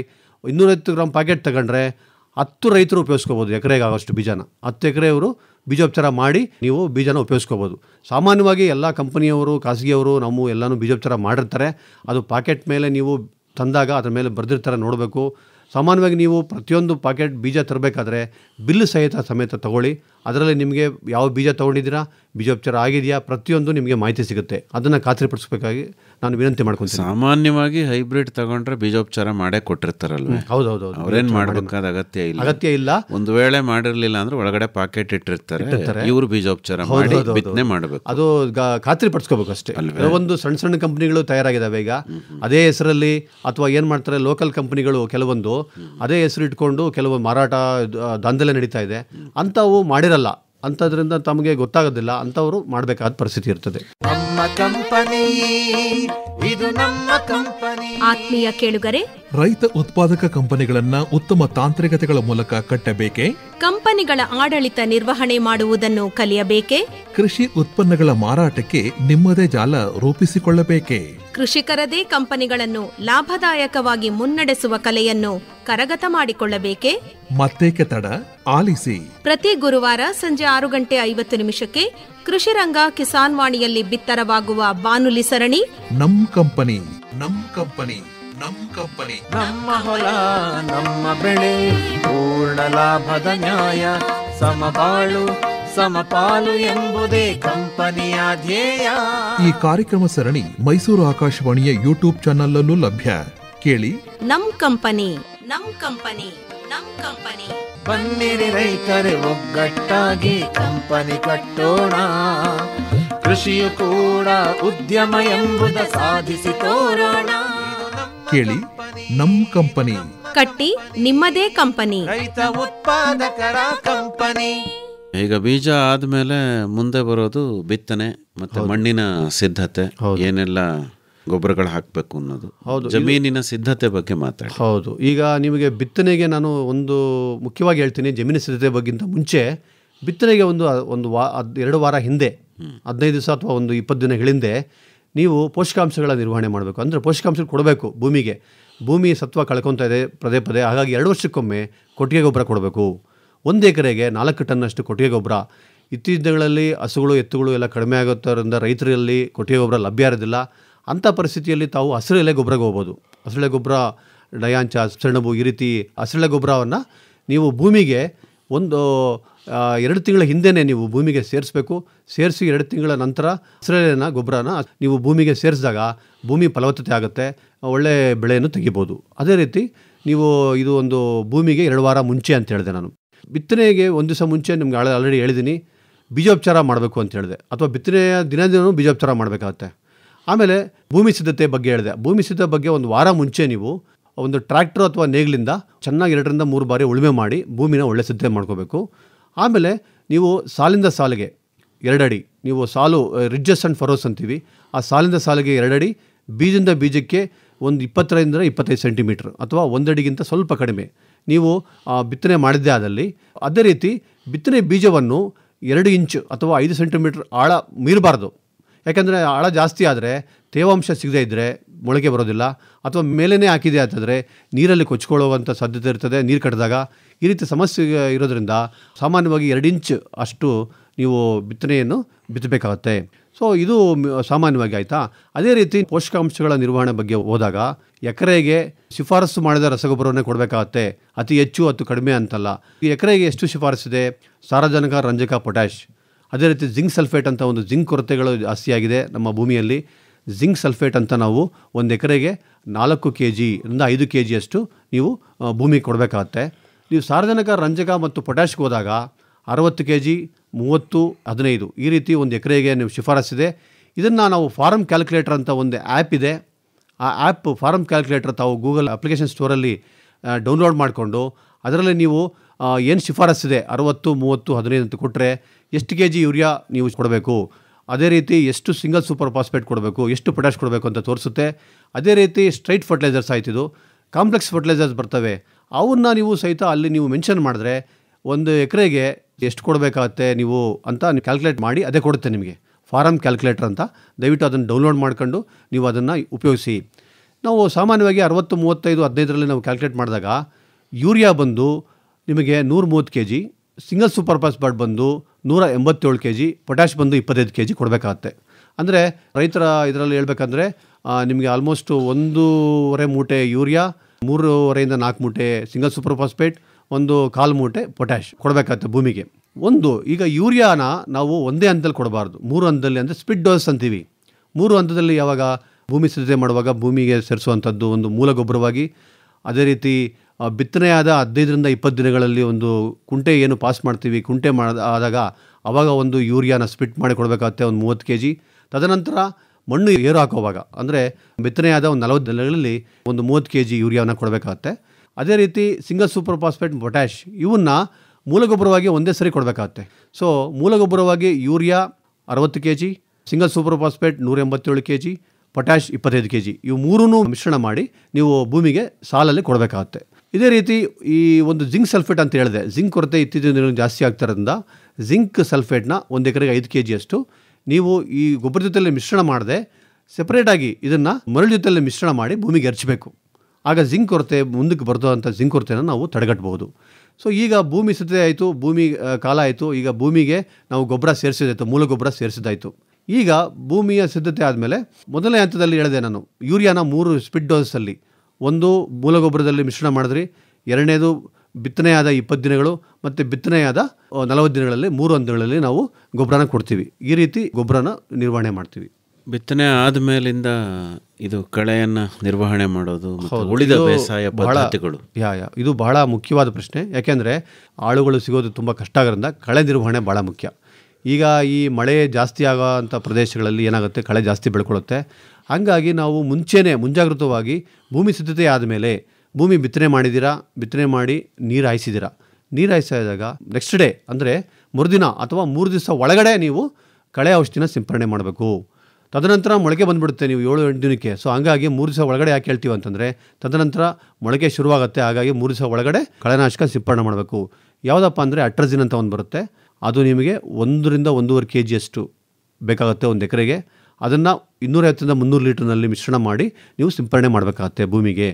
ಅದು ನೀವು ಸಿಂಪರಣೆ ಮಾಡಿ ನಂತರ 1 ದಿವಸ ಭೂಮಿನ ತುಳಿಬಾರ್ದು, ಓಡಾಡಬಾರ್ದು. ತದನಂತರ ನೀವು ಸಿಂಪರಣೆ ಮಾಡಬೇಕಾದ್ರೆ ಸಾಕಷ್ಟು ತೇವಾಂಶ ಇರಬೇಕು. ಸೊ ಹಾಗಾಗಿ ನೀವು ಈ ರೀತಿ ಒಂದು ಸಿಂಪರಣೆ ಮಾಡಬೇಕು. ತದನಂತರ ಮುಸ್ಕಿನ ಜೋಳದಲ್ಲಿ ಮುಖ್ಯವಾಗಿ ನೀವು ಗಮನಿಸಬೇಕಾದಂದರೆ, ಮುಸ್ಕಿನ ಜೋಳದ ಬಿತ್ತನೆ ಆದ 15 ರಿಂದ 20 ದಿನಗಳಲ್ಲಿ ನೀವು ತಾಕುಗಳಿಗೆ ಭೇಟಿ ನೀಡ್ತಾ ಇರಬೇಕು. 1-2 ದಿವಸಕ್ಕೆ 3 ದಿವಸಕ್ಕೊಮ್ಮೆ ಭೇಟಿ ನೀಡ್ತಾ ಇದ್ದರೆ ಎಲೆಗಳ ಮೇಲೆ ಏನಾದರೂ ರೋಗ ಲಕ್ಷಣ ಇದೆಯಾ, ಕೀಟದ ಬಾಧೆ ಇದೆಯಾ, ಈ ರೀತಿ ಒಂದು ರೋಗದ ಲಕ್ಷಣಗಳ ಬಗ್ಗೆ ಲಕ್ಷಣಗಳು ಕಂಡ ತಕ್ಷಣ ಕೃಷಿ ಇಲಾಖೆಗಾಗಲಿ ಅಥವಾ ಅಲ್ಲಿ ಕೃಷಿ ವಿಜ್ಞಾನ ಕೇಂದ್ರ ಆಗಲಿ ಅಥವಾ ವಿಜ್ಞಾನಿಗಳಿಗೆ ವಲಯ ಕೃಷಿ ಮಂಡ್ಯ ಆಗಲಿ ಆ ಭಾಗದ ಒಂದು ಏನು ಸಂಗ್ರಹ ಮಾದರಿಯನ್ನು ತಂದು ತೋರಿಸ್ಬೋದು ಅಥವಾ ಫೋಟೋಗ್ರಾಫ್ ಮುಖಾಂತರ ಒಂದು ವಾಟ್ಸಪ್ಪಲ್ಲಿ ತಾವು ಕಳಿಸ್ಬೋದು. ಆ ರೀತಿ ಕಳಿಸಿ ಅದರಲ್ಲಿ ಅದನ್ನು ಒಂದು ಯಾವ ರೀತಿ ಹತೋಟಿಗೆ ತರಬೇಕು ಅಂತ ನಾವು ಮಾಹಿತಿ ಕೊಡ್ತೀವಿ. ಇನ್ನೊಂದು ತಪ್ಪು ರೈತರು ಏನು ಮಾಡ್ತಾರೆ ಅಂತಂದರೆ, ಸಡನ್ನಾಗಿ ನೀವು ಏನು ಮಾಡ್ತೀರಾ, ಔಷಧಿ ಅಂಗಡಿಗೆ ಹೋಗಿ ಮಾಹಿತಿ ಕೊಡ್ತೀರಾ, ಏನೋ ಒಂದು ಕೀಟ ಬಂದು ರಂಧ್ರ ಆಗಿರುತ್ತೆ ಎಲೆ ಮೇಲೆ, ನೀವು ರಂಧ್ರ ಆಗಿದೆ ಅಂತ ಮಾದರಿ ತೊಗೊಂಡೋಗ್ತೀರಾ. ಅವ್ರೇನು ಮಾಡ್ತಾರೆ, ಕೀಟಕ್ಕೆ ಕೀಟನಾಶಕ ಕೊಡ್ತಾರೆ, ಜೊತೆಯಲ್ಲಿ ಶಿಲೀಂಧ್ರನಾಶಕ ಕೊಡ್ತಾರೆ, ಆಮೇಲೆ ಗ್ರೋತ್ ರೆಗ್ಯುಲೇಟರ್ ಅಂತ ಗಿಡ ಬೆಳವಣಿಗೆ ಅಂತ 3 ಕೊಡ್ತಾರೆ. ಅಂದರೆ ಬೇಕಾಗಿರೋದು ಒಂದೇ ಔಷಧಿ, 3 ಔಷಧಿ ಕೊಡ್ತಾರೆ. ಖರ್ಚು ಎಷ್ಟಾಯಿತು? ಬೇಕಾಗಿಲ್ಲ.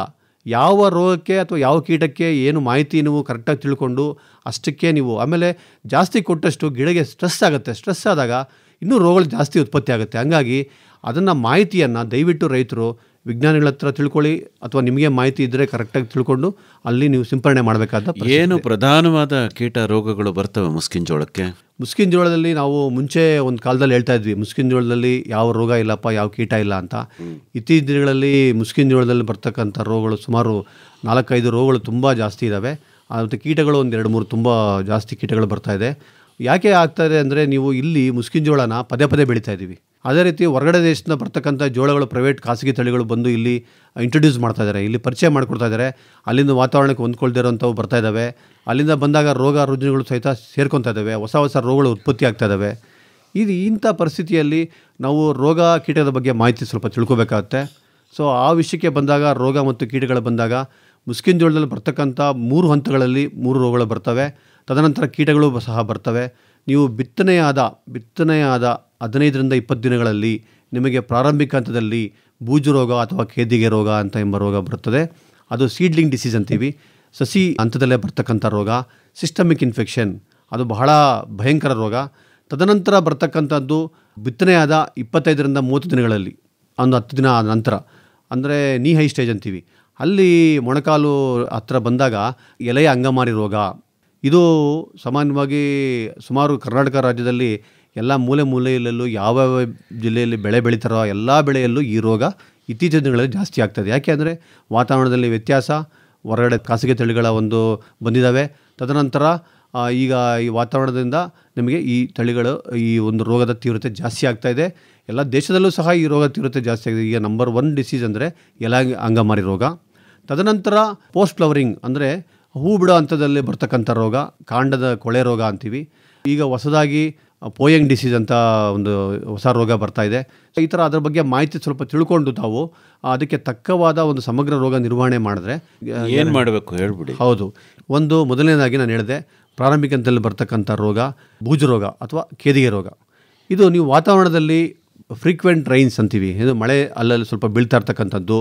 ತದನಂತರ ಉಷ್ಣಾಂಶ ತೇವಾಂಶದಲ್ಲಿ ವ್ಯತ್ಯಾಸ ಆಗೋದು. ಮತ್ತು ಈ ಥರ ಬಂದಾಗ ನಿಮಗೆ ಈ ರೋಗದ ತೀವ್ರತೆ ಜಾಸ್ತಿ ಆಗುತ್ತೆ. ಇದು ಬೂಜು ರೋಗ ಅಥವಾ ಕೇದಿಗೆ ರೋಗ ಅಂತೀವಿ. ಸಾಮಾನ್ಯವಾಗಿ ಕರ್ನಾಟಕ ರಾಜ್ಯದ ಎಲ್ಲ ಜಿಲ್ಲೆಗಳಲ್ಲಿ ಈ ರೋಗ ಕಾಣಿಸ್ಕೊಳ್ಳುತ್ತದೆ. ಈ ರೋಗ ನಿಮಗೆ ಭಾಳ ಕಡಿಮೆ ಪ್ರಮಾಣದಲ್ಲಿ ಈಗ ಅಲ್ಲಲ್ಲಿ ಕಾಣಿಸ್ಕೊಳ್ತಿರೋದು. ಯಾಕೆ ಅಂತಂದರೆ ಬೀಜೋಪಚಾರ ಮಾಡ್ತಾ ಇರೋದ್ರಿಂದ ನಾವು ಅಲ್ಲಿ ರೋಗ ಜಾಸ್ತಿ ಬರ್ತಾಯಿಲ್ಲ. ಬೀಜೋಪಚಾರ ಇಲ್ಲದಿದ್ದರೆ ಈ ರೋಗನ ಹತೋಟಿ ಮಾಡೋದು ತುಂಬ ಕಷ್ಟ ಆಗ್ತಾಯಿತ್ತು. ಸೊ ಬೀಜೋಪಚಾರ ಬಂದಿರೋದ್ರಿಂದ ನಿಮಗೆ ಈ ರೋಗ ಜಾಸ್ತಿ ಕಾಣಿಸ್ಕೊಳ್ತಾ ಇಲ್ಲ. ಬಟ್ ಆದರೂ ಸಹಿತ ನೀವು ಬೀಜೋಪಚಾರ ಮಾಡಿದ್ರೂ ಎಲ್ಲೋ ಒಂದು ಕಡೆ ಮಿಸ್ ಆಗಿದ್ದರೆ ಕೆಲವೊಂದು ಕಡೆ ನಮಗೆ ರೋಗದ ಚಿಹ್ನೆಗಳು ಕಾಣಿಸ್ಕೊಳ್ತಾ ಇದ್ದಾವೆ. ಅಂಥ ಸಮಯಗಳಲ್ಲಿ ನೀವು ರೋಗದ ಚಿಹ್ನೆಗಳ ಬಗ್ಗೆ ಸ್ವಲ್ಪ ಮಾಹಿತಿ ತಿಳ್ಕೋಬೇಕು. ಯಾವ ರೀತಿ ಇರುತ್ತೆ ರೋಗದ ಚಿಹ್ನೆಗಳು? ನೀವು ಪ್ರಾರಂಭಿಕ ಹಂತದಲ್ಲಿ ನೀವು ರೋಗದ ಚಿಹ್ನೆಗಳಿಗೆ ಹೋದಾಗ ಎಲೆಗಳ ಮೇಲು ಮತ್ತು ಕೆಳಭಾಗದಲ್ಲಿ ಬೂಸ್ಟು ಅಥವಾ ಬಿಳಿ ಪುಡಿ ಥರ ಕಾಣಿಸ್ಕೊಳ್ತದೆ. ನೀವು ತಳಭಾಗ ನೋಡಬೇಕು ಅಥವಾ ಮೇಲ್ಭಾಗದಲ್ಲಿ ಬಿಳಿ ಹತ್ತಿ ಹಂತದ ಪುಡಿ ಕಾಣಿಸ್ಕೊಳ್ತದೆ. ಇದು ಬೂಸ್ಟ್ ಜಾತಿಗೆ ಸೇರಿದ ಶಿಲೀಂಧ್ರದಿಂದ ಬರ್ತಕ್ಕಂಥ ರೋಗ, ಅಂತರ್ವ್ಯಾಪಿ ರೋಗ. ಈ ರೋಗ ಈ ಬೀಜದಿಂದ ಬರುತ್ತೆ, ಭೂಮಿಯಲ್ಲೂ ಇರುತ್ತೆ ಅಥವಾ ಗಾಳಿಯಿಂದ ಪ್ರಸಾರ ಆಗುತ್ತೆ. ಸೊ ಹಂಗಾಗಿ ಬೀಜನೂ ಆಯ್ಕೆ ಮುಖ್ಯ. ತದನಂತರ ಗಿಡ ಬೆಳವಣಿಗೆವಾದಾಗೂ ರೋಗದ ಲಕ್ಷಣ ಗುರುತಿಸಬೇಕು. ಆಮೇಲೆ ಈ ಥರ ಬಂದಾಗ, ಈ ರೋಗ ಬಂದಾಗ ಎಲೆಗಳೆಲ್ಲ ಹಳದಿ ಬಣ್ಣಕ್ಕೆ ಮಾರ್ಪಾಡಾಗುತ್ತೆ. ತದನಂತರ ಗಿಡಗಳ ರೋಗ ಬಾಧ ಜಾಸ್ತಿ ಆದಾಗ ಗಿಡಗಳ ಬೆಳವಣಿಗೆ ಕಡಿಮೆ ಆಗುತ್ತೆ. ಈ ಗಿಡಗಳ ಬಲಿತ ಸಸ್ಯಗಳಿಗೆ ಮುಂದೆ ಹೋದಾಗ ನಿಮಗೇನಾಗುತ್ತೆ, ಎಲೆಗಳ ಮೇಲೆ ದಂಡಿನಾಕಾರ ಅಂತ ಗೆರೆಗಳು ಕಾಣಿಸ್ಕೊಂಡು ಅವುಗೆ ಬೆಳವಣಿಗೆ ಕಡಿಮೆ ಆಗಿ ತೆನೆಗಳು ಕಟ್ಟೋದಿಲ್ಲ. ಇದು ಗಾಳಿಯಲ್ಲಿ ಪ್ರಚಲಿತ ಆಗೋದ್ರಿಂದ ನಿಮಗೆ ಬೇಗ ಪ್ರಸಾರ ಆಗಿ 70% ನಷ್ಟ ಆಗುತ್ತೆ. ಆದ್ದರಿಂದ ನೀವು ಇದನ್ನು ಸಮಗ್ರ ರೀತಿಯಲ್ಲಿ ನೀವು ಹತೋಟಿ ಮಾಡಬೇಕು. ಯಾವ ರೀತಿ ಮಾಡಬೇಕು? ಒಂದು, ನಿಮಗೆ ಆಲ್ರೆಡಿ ತಿಳಿಸ್ತಾ ಇದ್ದೀನಿ ಆವಾಗಿಂದ, ಬೀಜೋಪಚಾರ ಭಾಳ ಮುಖ್ಯ. ಅದು ಆಲ್ರೆಡಿ ಖಾತ್ರಿಪಡಿಸ್ಕೋಬೇಕು ಮಾಡಿದಾರ ಇಲ್ಲ ಅಂತ. ಬೀಜೋಪಚಾರ ನಂತರ ಮತ್ತೆ ಏನಾದರೂ ಕಾಣಿಸ್ಕೊಂಡ ಪ್ರದೇಶದಲ್ಲಿ ಕಾಣಿಸ್ಕೊಂಡ್ರೆ, ಅಲ್ಲಲ್ಲಿ ಗಿಡಗಳು ಕಾಣಿಸ್ಕೊಂಡ್ರೆ 5% ಕಡಿಮೆ ಇದ್ದರೆ ಅಂಥ ಗಿಡಗಳನ್ನು ಕಿತ್ತು ದೂರ ಎಸೆದು ಸುಡಬೇಕು. ಒಂದನೇದು. ಎರಡನೇದು, ನೀವು ತುಂಬ 5% ಜಾಸ್ತಿ ಇನ್ಕ್ರೀಸ್ ಆಗಿದೆ, ಜಾಸ್ತಿ ಆಗಿದೆ ಅಂತಂದರೆ ಇದೇ ಔಷಧಿಯನ್ನು ಮೆಟಲಾಕ್ಸಿಲ್ ಪ್ಲಸ್ ಮ್ಯಾಂಕೋಸೆಬ್ 4 ಗ್ರಾಮ್ 1 ಲೀಟರ್ನಲ್ಲಿ ಸಿಂಪರಣೆ ಮಾಡಿದ್ರೆ ಹತೋಟಿ ಮಾಡ್ಬೋದು. ಅಥವಾ ಈಗ ಹೊಸ ತಾಂತ್ರಿಕತೆ ಮುಖಾಂತರ ಅಜಾಕ್ಸಿಸ್ಟ್ರಾಬಿನ್ ಪ್ಲಸ್ ಡೈಫೆನ್ಕನಜೋಲ್ 1 ಮಿಲಿ ಪ್ರತಿ ಲೀಟರ್ ನೀರಿಗೆ ಸಿಂಪರಣೆ ಮಾಡಿದ್ರೆ ಈ ರೋಗನ ಹತೋಟಿ ಮಾಡ್ಬೋದು. ಈಗ ಹಿಂದಿನ ವರ್ಷ ನೀವು ಮುಸ್ಕಿನ ಜೋಳ ಬೆಳೆದಿದ್ದೀರಾ, ಆಗ ಈ ರೋಗ ಜಾಸ್ತಿ ಆಗಿತ್ತು, ಕಂಟ್ರೋಲ್ ಮಾಡೋಕ್ಕಾಗಿಲ್ಲ, ಇಳುವರಿ ನಷ್ಟ ಆಯಿತು. ಈಗ ಈ ವರ್ಷ ನೀವು ಮುಸ್ಕಿನ ಜೋಳ ಬೆಳೆಯೋಕ್ಕೆ ಹೋಗಬಾರ್ದು. ಈಗ ಬೆಳೆ ಪರಿವರ್ತನೆ ಮಾಡಬೇಕು. ಇಲ್ಲ ನೀವು ಸೆಪ್ಟೆಂಬರ್ ತಿಂಗಳಲ್ಲಿ ಬಿತ್ತನೆ ಮಾಡಿದ್ರೆ ಪಕ್ಕ ಬಂದೇ ಬರುತ್ತೆ ಡಿಸೀಸು. ಹಾಗಾಗಿ ನೀವು ಆದಷ್ಟು ಮುಸ್ಕಿನ ಜೋಳ ಬೆಳೆ ಪರಿವರ್ತನೆ, ಈಗ ಬೆಳೆ ಪರಿವರ್ತನೆಯಲ್ಲಿ ಸೋಯಾ ಅವರೆ, ಉದ್ದು ಈ ರೀತಿ ಬೆಳೆಗಳಿಗೆ ಅನುಪಾತ ಮಾಡ್ಕೋಬೋದು. 2:2 ಅನುಪಾತದಲ್ಲಿ 2 ಸಾಲು ಮುಸ್ಕಿನ ಜೋಳ ಆದರೆ 2 ಸಾಲು ಸೋಯಾ ಅವರೆ ಮಾಡಿ, ಅದೇ ರೀತಿ ಭೂಮಿ ಫಲವತ್ತತೆಯೂ ಆಗುತ್ತೆ, ತದನಂತರ ನಿಮಗೆ ಅಧಿಕ ಲಾಭವೂ ಬರುತ್ತೆ. ಈ ರೀತಿ ಒಂದು ರೋಗದ ಹಾವಳಿ ಜಾಸ್ತಿ ಆದಾಗ ಅಂಥ ಕಡೆ ನೀವು ಇಂಥ ಒಂದು ಅಂತರ್ ಬೆಳೆಯನ್ನು ಸಹ ಬೆಳಿಬೋದು. ಆಗ ತದನಂತರ ನೀವು ಸಮಗ್ರ ರೋಗ ನಿರ್ವಹಣೆಯಲ್ಲಿ ಈ ಥರ ಮುಸ್ಕಿನ ಜೋಳದಲ್ಲಿ ಹಿಂದಿನ ವರ್ಷ ಬೂಜುರೋಗ ಕಂಡು ಬಂದರೆ ನೀವು ಪದೇ ಈ ಬೆಳೆಯನ್ನು ಬೆಳಿಬಾರ್ದು. ಆಮೇಲೆ ರೋಗ ಸಂಕರಣ ತಳಿಗಳ ಬಗ್ಗೆ ಹೇಳಿದೆ ನಾನು. ಈಗ ಆಲ್ರೆಡಿ ಈ ಥರ ಬಂದಿರತಕ್ಕಂಥ ಪ್ರದೇಶಗಳಲ್ಲಿ ನೀವು ನಮ್ಮಲ್ಲೇ ಇರತಕ್ಕಂಥ ರೋಗ ನಿರೋಧಕ ತಳಿಗಳು, ನಾನು ಹೇಳಿದೆ MH14-5, MH14-138 ಆಲ್ರೆಡಿ ನಮ್ಮಲ್ಲಿ ಈ ಬೀಜ ಇರೋದ್ರಿಂದ ನೀವು ಇದನ್ನು ಉಪಯೋಗಿಸಿದ್ರೆ ನಿಮಗೆ ರೋಗನೇ ಬರಲ್ಲ. ಇನ್ನೆರಡು ರೋಗ ಯಾವುದು ಹೇಳಿದ್ದಾವೆ? ಇನ್ನೆರಡು ರೋಗಗಳು ಬಹು ಮುಖ್ಯವಾದ ರೋಗ. ಅದೇ ಒಂದು ಎಲೆಯ ಅಂಗಮಾರಿ ರೋಗ, ಒಂದು ಕಾಂಡಕಳೆ ರೋಗ. ಎಲೆಯ ಅಂಗಮಾರಿ ರೋಗ ಇದು ನಾನು ಹೇಳಿದೆ ಕರ್ನಾಟಕ ರಾಜ್ಯದ ಅಥವಾ ದೇಶದಲ್ಲಿ ನಂಬರ್ 1 ಪ್ರಚಾರ ಇದೆ. ಹೇಗೆ ಹತೋಟಿ ಮಾಡ್ಬೋದು? ಹೌದು, ಇದು ನಿಮಗೆ ಎಲೆ ಅಂಗಮಾರಿ ರೋಗ ಏನಂದರೆ ಉರ್ಜಿಂಕೆ ರೋಗ ಅಂತೀವಿ. ಇದು ಬಿತ್ತನೆಯಾದ ಒಂದು 25 ದಿನಗಳಿಂದ 3 ದಿನಗಳಲ್ಲಿ ಎಲೆಗಳ ಮೇಲೆ ಲಾಳಿ ಆಕಾರದ ಬೂದು ಮಿಶ್ರಿತ ಕಂದು ಬಣ್ಣದ ಮಚ್ಚೆಗಳು, ಚುಕ್ಕಿಗಳು ಕಾಣಿಸ್ಕೊಳ್ತದೆ. ಈ ಚುಕ್ಕಿಗಳು ಒಂದಕ್ಕೊಂದು ಕೂಡಿಕೊಂಡು ಎಲ್ಲ ಉರಿಜಿಂಕೆ ಥರ ಎಲ್ಲ ಕೂಡಿಕೊಂಡು ಸುಟ್ಟಂತೆ ಕಾಣುತ್ತೆ. ಇದು ಗಾಳಿಯಿಂದ ಪ್ರಸಾರ ಆಗೋಂಥ ರೋಗ. ಇದು ನಮಗೆ ಹಾಸನ ಜಿಲ್ಲೆ, ಶಿವಮೊಗ್ಗ, ದಾವಣಗೆರೆ ಹೋದರೆ ನೀವು ಮುಸ್ಕಿನ ಜೋಳ ಎಲ್ಲೆಲ್ಲ ಬೆಳೀತಾರೆ ಎಲ್ಲ ತಳಿಗಳಿಗೂ ಬರ್ತಾಯಿದೆ ಇದು. ಇದಕ್ಕೆ ನಿರೋಧಕ ತಳಿಗಳು ಇಲ್ಲದೇ ಪ್ರೈವೇಟ್ ಕಂಪ್ನಿಯವರು ಭಾಳ ಕಷ್ಟಪಟ್ಟು ಯಾವುದೋ 1-2 ಕಂಪ್ನಿಗಳು ಈಗ ಒಂದು ನಿರೋಧಕ ಶಕ್ತಿ ಇರ್ತಕ್ಕಂಥ ತಳಿಗಳು ಬಿಡುಗಡೆ ಮಾಡಿದ್ದಾರೆ. ಆ ಒಂದು ಇದರಲ್ಲಿ ನಮ್ಮ ಕೃಷಿ ವಿಶ್ವವಿದ್ಯಾನಿಲಯ ನಾವು ಹೆಮ್ಮೆಯಿಂದ ಹೇಳ್ಕೋಬೇಕು. ಈ ಒಂದು ತಳಿ ಏನಿದೆ MH14-5, MH14-38 ಇದೆ, ಎಲೆ ಅಂಗಮಾರೋಕ್ಕೆ ನಿರೋಧಕತೆ ಹೊಂದಿದೆ. ಆದ್ದರಿಂದ ಇದು ಈಗ ಭಾಳ ಪ್ರಚಾರ ಆಗ್ತಾಯಿದೆ. ಕಾಯಿಲೆ ಬಂದರೆ ಹತೋಟಿ ಮಾಡೋಕ್ಕಾಗಲ್ವೇ? ಔಷಧಿ ಇಲ್ವೇ? ಇದೆ. ಈಗ ನೀವು ಕಾಯಿಲೆ ಬಂದು ಈಗ ನೀವು ನೋಡ್ತೀರಾ ಈ ಮಚ್ಚಗಳೆಲ್ಲ ಕಾಣಿಸ್ಕೊಂಡು ಈ ಥರ ಬಂದಾಗ ನೀವು ಇಮಿಡಿಯೇಟಾಗಿ ಒಂದು ಮುಂಚೆ ಮ್ಯಾಂಕೋಸೆಬ್ ಅಂತ ಔಷಧಿ ಇತ್ತು. ಈಗ ಅದು ಅದರದ ಒಂದು ಪರಿಣಾಮ ಕಡಿಮೆ ಆಗಿ ನಾವು ಈ ನಮ್ಮ ಕೃಷಿ ವಿಜ್ಞಾನ ಹೊಸ ತಂತ್ರಜ್ಞಾನ ಬಿಡುಗಡೆ ಮಾಡಿ ಇದರಲ್ಲಿ ನಾವು ಅಜಾಕ್ಸಿಸ್ಟ್ರಾಬಿನ್ ಪ್ಲಸ್ ಡೈಫೆನ್ಕನಜೋಲ್ ಎಂಬ ಔಷಧಿ ನಾವು ಸಿಂಪರಣೆ ಮಾಡಿದ್ರೆ ಸಂಪೂರ್ಣ ಹತೋಟಿ ಬರುತ್ತೆ. ನೀವು 2 ಬಾರಿ ಬಿತ್ತನೆಯಾದ 30 ದಿನಗಳು ಮತ್ತು 55 ದಿನಗಳು 2 ಬಾರಿ ಸಿಂಪರಣೆ ಮಾಡಿದ್ರೆ ಈ ರೋಗವನ್ನು ಹತೋಟಿ ಮಾಡ್ಬೋದು. ಇನ್ನೊಂದು ರೋಗ ಹೇಳಿದ್ರಲ್ಲ? ಇನ್ನೊಂದು ರೋಗ ಬಂದು ಕಾಂಡಕೊಳೆ ರೋಗ ಅಂತ. ಕಾಂಡಕೊಳೆ ರೋಗ ಬಂದು ಬಿತ್ತನೆಯಾದ 70 ದಿನಗಳು ಅಂದರೆ ಹೂವಾಡ ಅಂತ. ನಮಗೆ ಹೂವಾಡ ಅಂತವರೆಗೂ ಗಿಡಗಳು ಹಸಿರಾಗಿ ಚೆನ್ನಾಗಿರುತ್ತೆ. ತಾಕುಗೆ ಭೇಟಿ ನೋಡಿದಾಗ ಎಲ್ಲ ಗಿಡಗಳು ಇನ್ನೇನಪ್ಪ ತೆನೆ ಕಟ್ತಾ ಇದೆ, ಹೂವು ಬಿಡ್ತು, ಇನ್ನೇನು ಬೆಳೆ ಚೆನ್ನಾಗಿ ಬಂತು ಅಂತ ಅನ್ಕೊತಾ ಇರ್ತೀವಿ. ಸಡನ್ನಾಗಿ ಗಿಡಗಳು ಎಲೆಗಳು ಒಣಗಕ್ಕೆ ಸ್ಟಾರ್ಟ್ ಆಗ್ತವೆ, ಈ ಕಾಂಡ ಎಲ್ಲ ಮುರಿದು ಜೋಳು ಬೀಳ್ತವೆ. ಇದು ಏನಕ್ಕೆ ಅಂತ ನಾವು ಪರೀಕ್ಷೆ ಮಾಡಿದಾಗ ಇದು ಕಾಂಡಕೊಳೆ ರೋಗ. ಕಾಂಡಕೊಳೆ ರೋಗ ಅಂತ ನಮಗೆ ಮೇಲ್ಗಡೆ ಗೊತ್ತಾಗಲ್ಲ. ಕಾಂಡನ ಪರೀಕ್ಷೆ ಮಾಡಬೇಕು. ಕಾಂಡ ನಾನು ಸ್ಪಿಟ್ ಮಾಡಿ ನೋಡಿದಾಗ ಅದರಲ್ಲಿ ಒಂದು ಬಣ್ಣದ ಕೆಂಪು ಬಣ್ಣದ ಅಥವಾ ಕಪ್ಪು ಬಣ್ಣದ ಸಿಂಪ್ಟಮ್ಸ್ ಎಲ್ಲ ರೋಗದ ಲಕ್ಷಣಗಳು ಕಾಣಿಸ್ಕೊಳ್ತವೆ. ಆಮೇಲೆ ಬೇರಲ್ಲೂ ಸಹಿತ ಕೆಲವು ಮಚ್ಚೆಗಳು ಕಾಣಿಸ್ಕೊಳ್ತವೆ. ಇವು ಈ ಕಾಂಡಕೊಳೆ ರೋಗ ಇದೆಯಲ್ಲ, ಇದು ನಮಗೆ ಬಹಳ ಕಷ್ಟ ಹತೋಟಿ ಮಾಡೋದು. ಯಾಕೆಂದರೆ ಇದು ಭೂಮಿಯಿಂದ ಬರ್ತಕ್ಕಂಥ, ಭೂಮಿಯಲ್ಲಿ ಇರ್ತದೆ ಈ ರೋಗಾಣುಗಳು ಭೂಮಿಯಲ್ಲಿದ್ದು. ಇದು ಯಾಕೆ ಅಂದರೆ ಇವು ಕೆಲವೊಂದು ತಳಿಗಳು ನಾವು ಬೇರೆ ದೇಶದಿಂದ ಬರ್ತಕ್ಕಂಥ ತಳಿಗಳಲ್ಲಿ ರೋಗಕ್ಕೆ ತುತ್ತಾಗಿರೋ ತಳಿಗಳವು. ಅವು ಬಂದು ನಮ್ಮಲ್ಲಿ ಪರಿಚಯ ಆದಾಗ ಅವು ಕೆಲವೊಂದು ರೋಗ ಅದರಲ್ಲಿ ಅಂಟ್ಕೊಳ್ತಿರ್ತವೆ, ಆ ರೋಗದ ಬೀಜದ ಮುಖ ಬಂದಿರ್ತವೆ.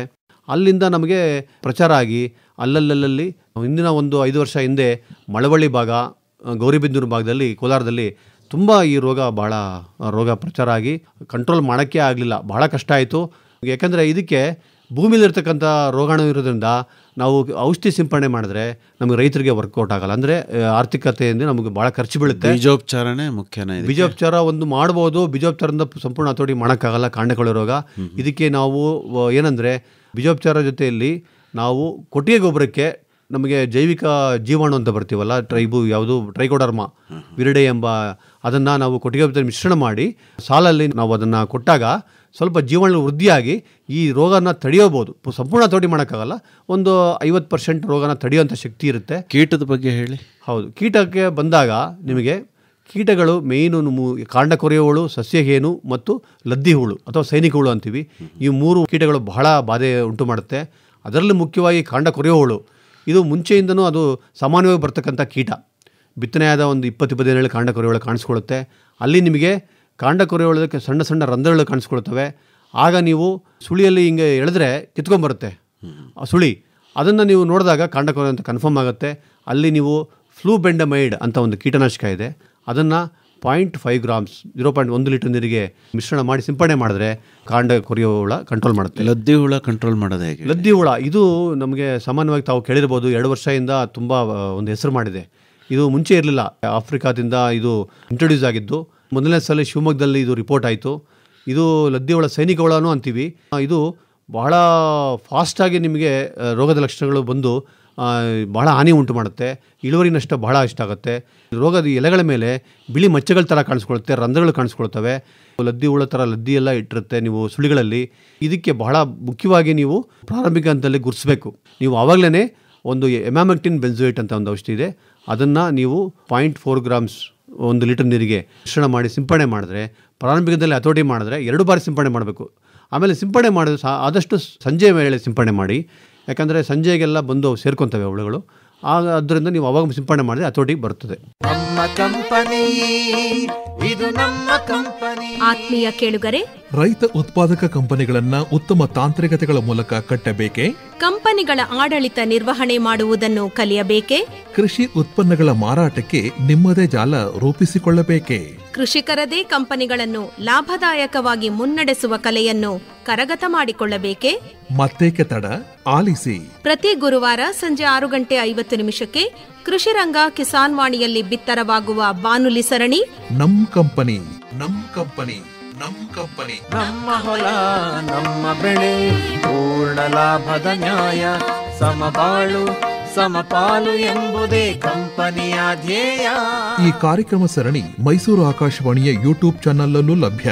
ಕೇಳಿ ನಮ್ ಕಂಪನಿ, ನಮ್ ಕಂಪನಿ, ನಮ್ ಕಂಪನಿ. ಬನ್ನಿರಿ ರೈತರೆ ಒಗ್ಗಟ್ಟಾಗಿ ಕಂಪನಿ ಕಟ್ಟೋಣ. ಕೃಷಿಯು ಕೂಡ ಉದ್ಯಮ ಎಂಬುದ ಸಾಧಿಸಿ ತೋರೋಣ. ಕೇಳಿ ನಮ್ ಕಂಪನಿ. ಕಟ್ಟಿ ನಿಮ್ಮದೇ ಕಂಪನಿ. ರೈತ ಉತ್ಪಾದಕರ ಕಂಪನಿ. ಹಬ್ಬ ಹಬ್ಬ ವನತಾಯಿಯ ಹಬ್ಬ ಹಬ್ಬ. ರೈತ ಬಾಂಧವರೇ, ಪ್ರತಿದಿನ ಸಂಜೆ 6:50 ಪ್ರಸಾರವಾಗುವ ಕೃಷಿ ರಂಗ ಕಾರ್ಯಕ್ರಮಗಳನ್ನು ಮತ್ತೆ ಮತ್ತೆ ಕೇಳಬೇಕಾ? ಹಾಗಿದ್ರೆ ನಮ್ಮ ಯೂಟ್ಯೂಬ್ ಚಾನೆಲ್ AIR ಮೈಸೂರು 100.6 ಅನ್ನು ಸಬ್ಸ್ಕ್ರೈಬ್ ಮಾಡಿಕೊಳ್ಳಿ. ನಮ್ಮ ಕೃಷಿ ಕಾರ್ಯಕ್ರಮಗಳು ಇದರಲ್ಲಿ ಯಾವಾಗಲೂ ಲಭ್ಯ.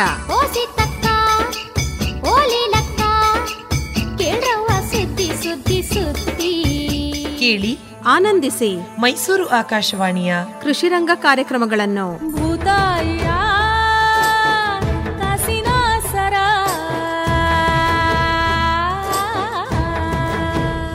ಕೃಷಿ ಮೇಳಕ್ಕೆ ಸಂಬಂಧಪಟ್ಟಂತೆ ಮುಸ್ಕಿನ್ ಜೋಳದ ಬಿತ್ತನೆ ಮತ್ತು ಆ ಚಟುವಟಿಕೆಗಳು ಈಗ ಆಗಸ್ಟಿಂದ ಆರಂಭ ಆಗುತ್ತೆ ನಿಮ್ಮ VC ಫಾರಂ ಅಲ್ಲಿ. ಹೌದು ಹೌದು.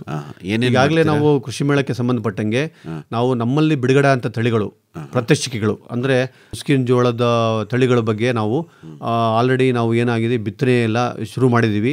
ಈಗ ಆಗಸ್ಟ್ ತಿಂಗಳಲ್ಲಿ ಬಿತ್ತನೆ ಮಾಡಿ ಏನು ನಾವು ಈಗ ಏನು ನಾನು ನಿಮಗೆ ಹೇಳಿದೆ ಯಾವ ರೀತಿ ವ್ಯವಸಾಯ ಕ್ರಮಗಳು, ಈ ತಾಂತ್ರಿಕತೆಗಳನ್ನು ನಾವು ಅಲ್ಲಿ ಅಳವಡಿಸ್ಕೊಂಡು ಪ್ರತ್ಯಕ್ಷತೆ ಮುಖ ತೋರಿಸ್ತೀವಿ.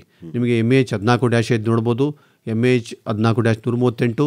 ಅದೇ ರೀತಿ ನಾವು ಮುಂದಿನ ದಿನಗಳಲ್ಲಿ ಬಿಡುಗಡೆ ಮಾಡ್ತಕ್ಕಂಥ MH 15-84 ಈ ರೀತಿ ಈ ಸಂಕರಣ ತಳಿಗಳನ್ನು ನಾವು ಪ್ರತ್ಯಕ್ಷ ಮುಖಾಂತರ ನಾವು ಅದೇ ರೀತಿ ಹೋಲಿಕೆ ತಳಿಯಾಗಿ ಖಾಸಗಿ ತಳಿಗಳು ಸಹಿತ ನಾವು ಹಾಕಿರ್ತೀವಿ.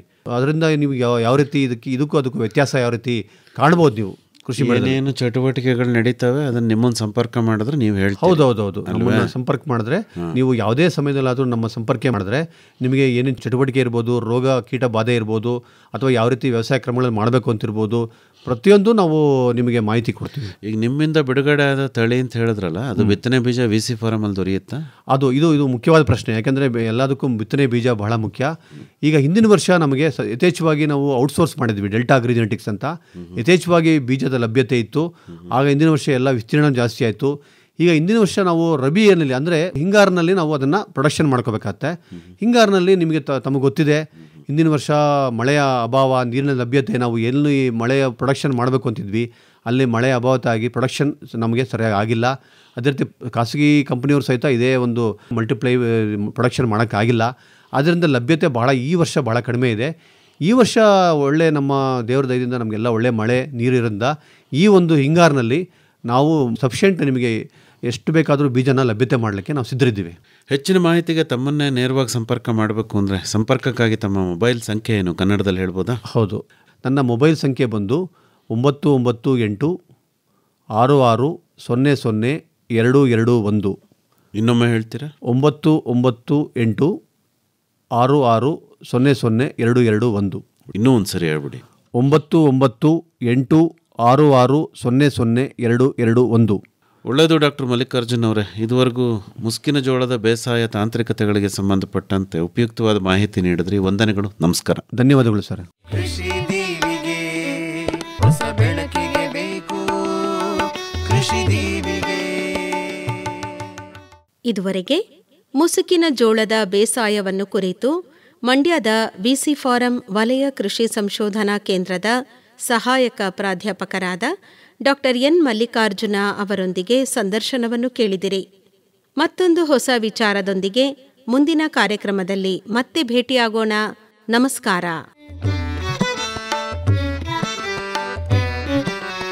ಕೃಷಿ ದೀವಿಗೆ ಕೃಷಿ ದೀವಿಗೆ ಹೊಸ ಬೆಳಕಿಗೆ ಬೇಕು ಕೃಷಿ ದೀವಿಗೆ. ಸಂಶೋಧನಾ ಸಂಸ್ಥೆಯೊಂದಿಗೆ ಕೃಷಿ ಕಲಿಕೆ ಕುರಿತ ಬಾನುಲಿ ಸರಣಿ ಕೇಳಿದಿರಿ. ವಿಶ್ವವಿದ್ಯಾನಿಲಯ ಸಂಶೋಧನಾ ಸಂಸ್ಥೆಗಳ ಪ್ರಾತ್ಯಕ್ಷಿಕೆ, ಮೇಳಗಳಲ್ಲಿ ರೈತರೆಲ್ಲ ಕೂಡಲು. ಸಹಯೋಗ ವಲಯ ಕೃಷಿ ಸಂಶೋಧನಾ ಕೇಂದ್ರ VC ಫಾರಂ ಮಂಡ್ಯ ಹಾಗೂ ಸಾವಯವ ಕೃಷಿ ಸಂಶೋಧನಾ ಕೇಂದ್ರ ನಾಗನಹಳ್ಳಿ. ಯಂತ್ರತಂತ್ರಗಳ ಕೌಶಲ್ಯವು ಬೆಳೆವುದು, ಕೃಷಿಕರೆಲ್ಲ ಬನ್ನಿ ಕೃಷಿ ದೀವಿಗೆ ಹಿಡಿದು ಹೊಸ ಬೆಳಕನ್ನು ತನ್ನಿ ಕೃಷಿ ಸಾಧಕರಾಗಲು. ಶೀರ್ಷಿಕೆ ಗೀತರಚನೆ ರಮೇಶ್ P. ರಂಗಸಮುದ್ರ. ರಾಗ ಸಂಯೋಜನೆ ಹಾಗೂ ಗಾಯನ ನಿತಿನ್ ರಾಜಾರಾಮ್ ಶಾಸ್ತ್ರಿ. ಸಹಗಾಯನ ಚೈತ್ರಿಕಾ. ವಾದ್ಯ ಸಹಕಾರ ತುಮಕೂರು B. ರವಿಶಂಕರ್ ಹಾಗೂ ದಿವ್ಯಶ್ರೀ. ನಿರ್ಮಾಣ ನೆರವು R. ಲೋಕೇಶ್ವರಿ. ಕೃಷಿ ಗೆಲ್ಲಿದೆ ಅಂತ್ಯ, ಆರಂಭವೇ ನಿತ್ಯ. ಹೊಸ ಪೀಳಿಗೆ ಯುವ ಶಕ್ತಿಗೆ ಮುನ್ನಡೆಯಲು ಬೇಕು. ಪರಿಕಲ್ಪನೆ ಹಾಗೂ ನಿರ್ಮಾಣ ಎನ್ ಕೇಶವಮೂರ್ತಿ. ಕೃಷಿ ದೀವಿಗೆ ಹೊಸ ಬೆಳಕಿಗೆ ಬೇಕು ಕೃಷಿ ದೀವಿಗೆ.